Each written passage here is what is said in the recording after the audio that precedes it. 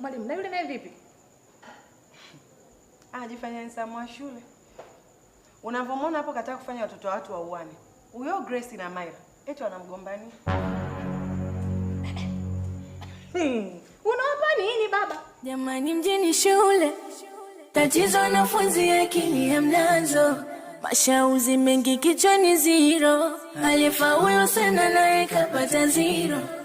Majukumu yanawapa pressure, wanapenda pesa, mapenzi yanotesa. Walimu wanakesha kuwafundisha, ila ni kama wanajichosha. Kuna wadaiwa vikoba, kwa school. Waendesha boda boda, kwa school. Masela wapiga roba, kwa school. Mwalimu, shikamoo.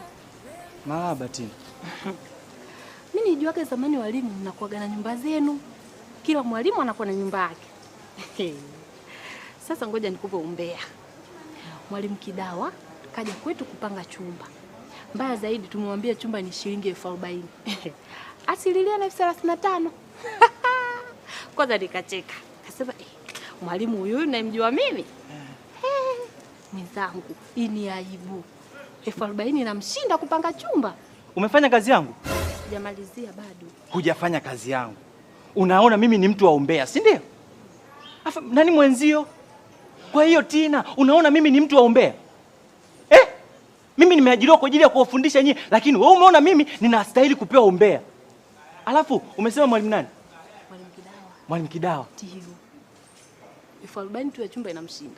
Sasa nataka tuende kule kwa Mwalimu Kidawa, ukamzungumze mbele yake, umwambie huo umbea ambao ulikuwa unanipatia mimi. Ajue kwamba na yeye anaishi maisha magumu. Sasa mwalimu wewe anakujaje jamani? Mimi nimekushirikisha tu wewe. Nilikuagiza uje kuniambia. Tina, mbona wewe babako ni fundi baisikeli hatusemagi? Labda kuna mwanafunzi yoyote aliwahi kuja kukuambia kwamba mwalimu mkazi ameniambia babako ni fundi baisikeli. Yaani kiufupi babako anaziba pancha. Nimewahi kuja umeisikia hizo taarifa? Hujaisikia.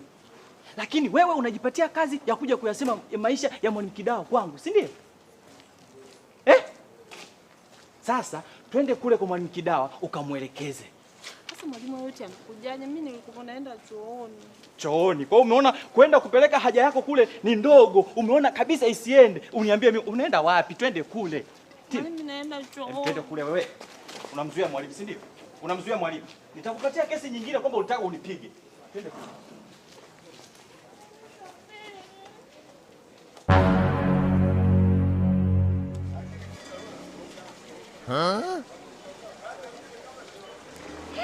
Kwa hiyo